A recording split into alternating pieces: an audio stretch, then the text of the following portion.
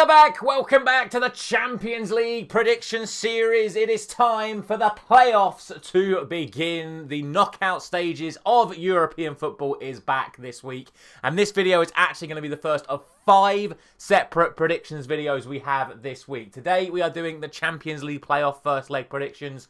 Tomorrow we're going to have 2 videos, the Europa League first leg playoff predictions and a one-off video for the Liverpool-Everton prediction. Then on Wednesday, we're going to have the Conference League playoff first leg predictions. And then Friday, we'll be once again back on normal Premier League predictions. So a whole bunch of stuff coming up for you this week. So if you haven't done so already, please make sure you are subscribed with notifications turned on so you don't miss out on any of my previews and predictions coming up this week. And drop a like on the video as well if you do enjoy all of my predictions series. This weekend, we have seen the magic of the FA Cup here in England with an incredible result yesterday for Plymouth beating Liverpool. Now we see if the best competition in world football, the most exciting knockout football in world football, can deliver once again. So let's look ahead to the 8 matches taking place over the next couple of nights in the Champions League. As you can see, from the end of match day 8, we are on 89 out of 144 correct UCL predictions with 11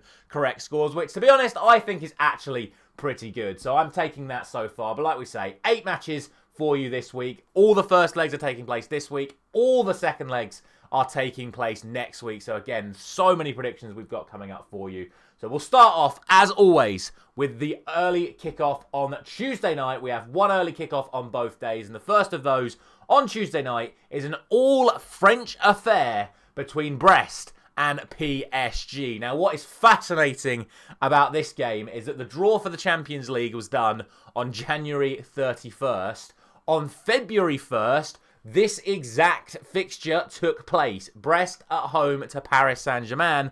And on that night, Ousmane Dembele scored a hat-trick for PSG as they won 5-2 away to Brest. So that is a real early indicator of where this game is really going to go. And to be honest with you, it has to be noted, PSG have won 17 of the last 18 matches they have played against Brest. It really is a tough mountain for Brest to climb here. They obviously finished lower than PSG in the Champions League table.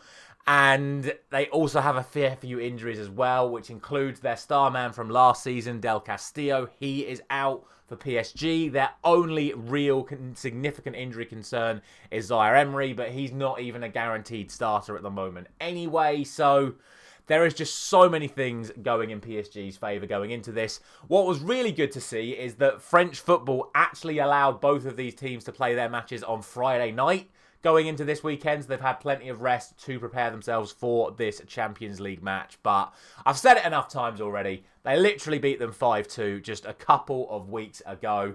I'm going for PSG to start off this first leg and basically end the tie in round 1. And I'm going for a 4-1 victory to PSG. A little bit less than the 5-2 that they got a couple of weeks ago, but the same margin. It would be a real shock to see Brest suddenly turn up and get the result over Paris Saint-Germain here. On to the first of 3 of the later kickoffs taking place tomorrow night. And the first one that I think is really difficult to call is Juventus taking on PSV Eindhoven. And we've already spoken about Brest and PSG playing each other recently. Well, Juventus and PSV have actually already played each other this season as well, because they met all the way back on match day 1, and it was this exact fixture, Juventus at home to PSV. And on that night, Juventus won 3-1, but that was back in September, and what a difference a few months can make, because since then, Juventus have really had a poor run of form. They're currently outside of the Champions League places in Italy. They failed to win 5 of their last 6 matches in the Champions League as well. So literally from match day 3 to match day 8, they only won once. Meanwhile, PSV Eindhoven are currently joint top of the Eredivisie at the moment with Ajax. They are unbeaten in their last 6 matches. They've won 4 of their last 5 Champions League matches. So I actually think PSV are going to be coming into this a far more confident side than what Juventus are. The only thing is they have picked up a few little injuries over the last couple of weeks, which could be critical to them. They firstly lost their young forward, Pepe. He is going to be out for the remainder of the season. So that is a massive loss for them. But they've also potentially lost Poscagli for this match as well, one of their key defenders, who is a major, major doubt for this one. We're yet to see a sort of like fitness report as to whether or not he can make it. For Juventus, they still have a few injury concerns as well. Their newest injury is Kalulu. He looks like he could be missing for this one as well. So both sides could be missing key defensive players coming into this one. I just think that I'm not confident enough to say Juventus don't win this game. And I know that I said that going into the Benfica game a couple of weeks ago, where I did a 2-2 draw for Juventus-Benfica, but I said I wasn't even that confident about that, and Benfica got the win.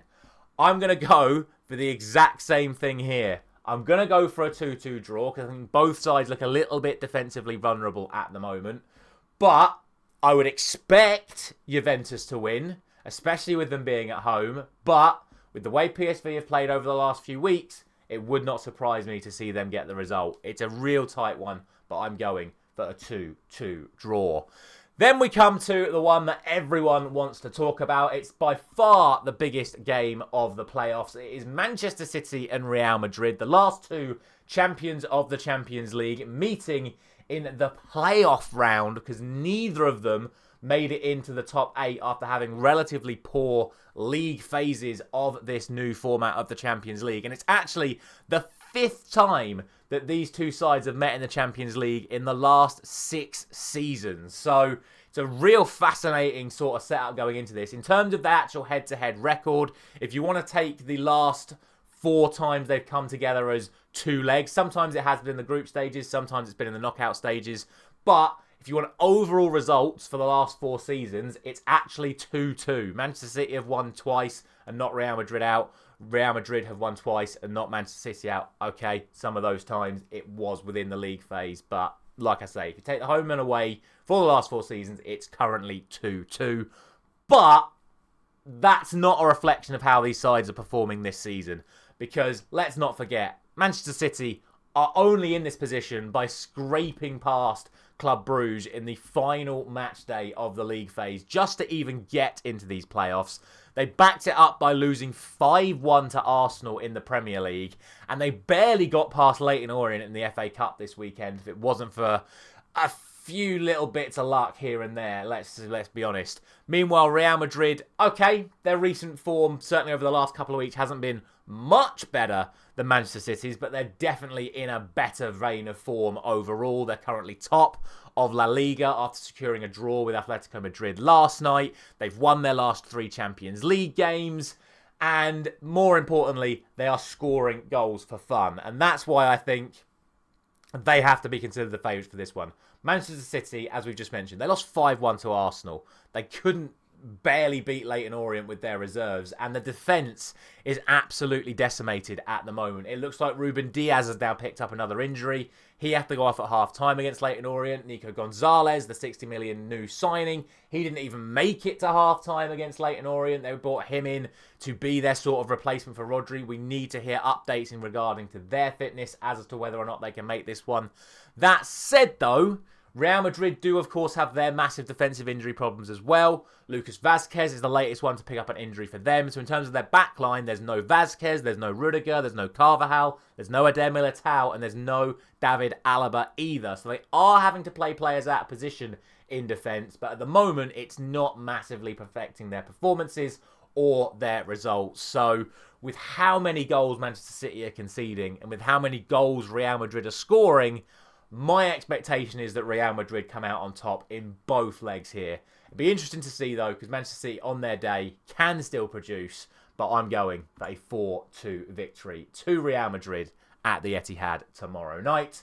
Then the final game on Tuesday sees Sporting taking on Borussia Dortmund, and thankfully, there is no massively recent head-to-head record between these two. They've only actually met once in the last 10 years, and that was in 2021, with Sporting winning 3-1. So we don't have to worry about the head-to-head record in regards to this one. We can just look at how they've performed so far this season. And look, Sporting, let's be honest, limped over the line to get into this playoff spot after losing and then drawing to two sides already eliminated when they played them. Those sides being, of course, Leipzig and then Bologna. But they have backed that up by getting a win and then a draw away to Porto back in Portugal over the last couple of weeks, which does mean they come into this match 4 games unbeaten. Dortmund finished 10th. They couldn't quite get themselves into the top 8 after beating Shakhtar on the final match day, but they then lost again in the Bundesliga, this time at home to an eliminated Champions League side in Stuttgart, as I said, and that was at home as well, which now means they are 11th in the Bundesliga. They are having absolutely torrid time at the moment, are Borussia Dortmund. They're losing games left, right and centre. To be fair, they've got no fresh injury concerns coming into this, but they need to find a sort of level of performance we've not seen from Borussia Dortmund in a long, long while. In terms of Sporting, there's no new injury concerns, but I can't say his name properly, but Hulmund, I can't say his name properly. It's the same as like you say Hoyland. HJ Hulmund is suspended for Sporting. Let me know how you say his name down in the comments section. But on paper, it's a pretty even match. But with how poor Borussia Dortmund's form has been, certainly in the last couple of months, I'm going for a Sporting victory for leg 1. And I'm going for a 2-1 victory to the Portuguese side. On to Wednesday then, and once again we do have an early kickoff on Wednesday, and that is between Brugge and Atalanta.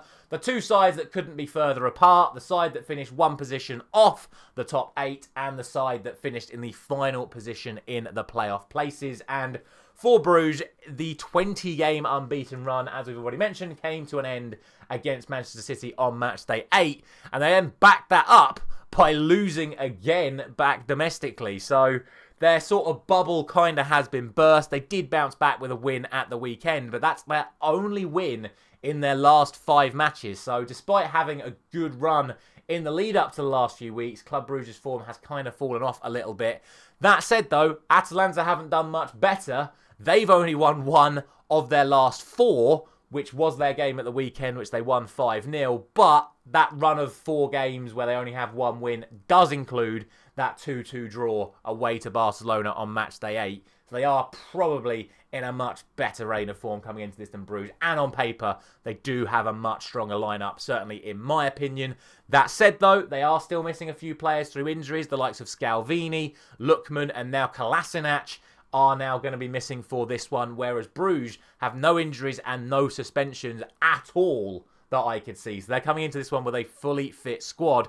And it is worth noting that they haven't lost at home since September. So there is definitely a chance that Brugge can get something, certainly in this first leg. My expectation is Atalanta will probably take it over the course of both legs.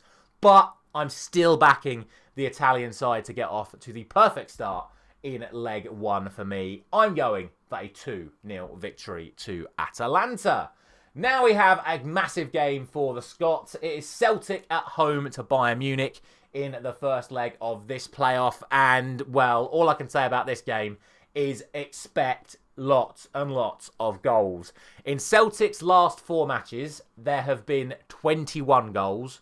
In Bayern's last 4 matches, there has been 17 goals, which is just ridiculous when you actually think about it. But, look, expect there to be some entertainment here. Both of these sides have won their last 3 domestic games, but, again, let's be realistic. Bayern Munich, on paper, a significantly better team than Celtic, with the greatest of respect to Celtic, but there is a little bit of a chance that Celtic could be coming in here with a slightly stronger, or shall I say, fitter side than Bayern Munich, because there's been quite a sickness bug going around the Bayern Munich camp at the moment, which has meant a fair few key players have been dropping in and out of the squad over the last couple of weeks. And at the moment, it's unclear how many of those players are going to be fit, or certainly 100% fit, to play in this match. Their only actual injury concern is Alphonso Davies. He's like he's going to be missing with a hamstring injury. For Celtic, they're going to be once again without Maeda because he got a straight red card on match day 7. So he is still suspended for this first leg coming into this.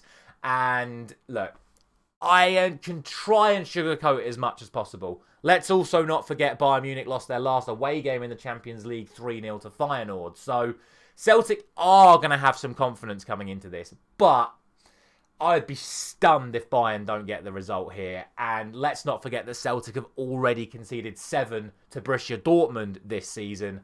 And as we've already mentioned, Bayern Munich are doing way, way better in Germany than what Borussia Dortmund are at the moment. I think it's going to be a fun one. I think it's going to be chaos. I'm actually going to go for 5-2 to Bayern Munich. And then we'll see how bad it is for Celtic when they move back to Germany next week. But that's where I'm going for this one. And then that then takes us to probably the spiciest game of this week, which is Feyenoord taking on AC Milan, where there's only one place to start here. And that is Santiago Jimenez, Feyenoord's top goal scorer this season, who signed for AC Milan after this draw had already been made. So Feyenoord already knew they were going to be playing against AC Milan in this playoff, and they still sold them their top goal scorer, which is absolutely ridiculous. And he's obviously now going to be lining up against them in this playoff because the squad's now reset for the knockout stages, so they can register Santiago Jimenez for this match, even though he's only just signed for them and he's going to be playing against his former club. It's absolutely destined for him to score at some point in this match. But we shall see. In terms of the actual form of these sides, for Feyenoord, it's not been a good run of it over the recent weeks. After losing 6-1 on match day 8 to Lille, they then backed that up with defeats to both PSV and Ajax domestically, which, to be fair, are the joint top 2 in the Eredivisie at the moment, and both of those games were away from home, but still, it's 3 defeats in a row for Feyenoord before getting a win at the weekend. For AC Milan, their form is a little bit better. Yes, let's not forget, they did lose away on match day 8 to eliminated Dinamo Zagreb, but since then, a draw in the Milan derby and victories over Roma and Empoli see them come into this with a good little bit of form. They won't have Musa for this one. He got sent off in that defeat to Zagreb, but other than that, they shouldn't have any fresh concerns. Feyenoord neither have any fresh concerns, but do have a few injuries carrying over from earlier parts in the season. In my head, I would expect AC Milan to win this one. I think it's going to be close, though. And let's, of course, not forget that Feyenoord did win their last Champions League home game 3-0 against Bayern Munich. But I'm still going to go for AC Milan here. I'm going for a very narrow 2-1 victory. And then finally, we're back to two sides that have already played each other this season. It's Monaco and Benfica. And bizarrely, for the third time in this video, the fixture that these two sides have played against each other was this way round. But this one was on match day 5. It was Monaco at home to Benfica, and Benfica got the 3-2 away win. However, it is worth noting that Singo was sent off in that match, and Benfica got the victory against the 10 men. They were not winning when the red card occurred. However, Singo will actually still be missing this game, not through the red card, because that was too long ago, but he has actually picked up an injury. Monaco will be without a player through suspension, though. Mawissa got sent off on the final match day for them, so he is going to be unavailable. Monaco actually could have finished in the top 8 if they'd have got the correct result in the final match day, but due to their defeat to Inter Milan, they actually slipped from trying to get into the top 8 to actually dropping into the bottom half of the playoffs, which is why they've got the home leg first, and Benfica will have the home leg in the second leg. So we shall see. They also lost 4-1 to PSG at the weekend in France. Obviously, as we know, they played that match on Friday to give them the best chance of being fit and available for this one. But it's a real tough one for them. And I do think that you look at Benfica, you look at the form that they're in. Obviously, they did lose that 5-4 game to Barcelona. But to take Barcelona to that sort of level of match is brilliant even of itself. Then they won 2-0 away at Juventus, which you've already spoken about as well. They've won both of their most recent domestic games by a scoreline of 3-2, which, of course, is the scoreline that they beat Monaco by as well. So, with all of that said, I still think the most likely scenario is a repeat of what we saw a few weeks back. And like I say, Benfica's last 2 results have been 3-2. And they've already beaten Monaco 3-2. So who am I to not go for 3-2 once again? Final thing I will say is that their victory at the weekend did come at the expense of Bar, their fullback, who tends to play every single match for them. He is now out for the season. But other than that, Benfica don't have any fresh concerns. And as we've already mentioned with Monaco, no fresh concerns other than the Singo hamstring injury and the Mawissa suspension. So I'm going for Benfica. I've only gone for one of the sides that finished in the bottom half of the playoffs to win their home leg. Am I going to be right? Am I going to be wrong? Let me know down in the comment section below. And don't forget to put anything you think I have missed down in the comment section as well. Thank you very much for watching as always. I'll be back this time tomorrow to do this all over again for the playoff first legs in the Europa League. So I will see you there.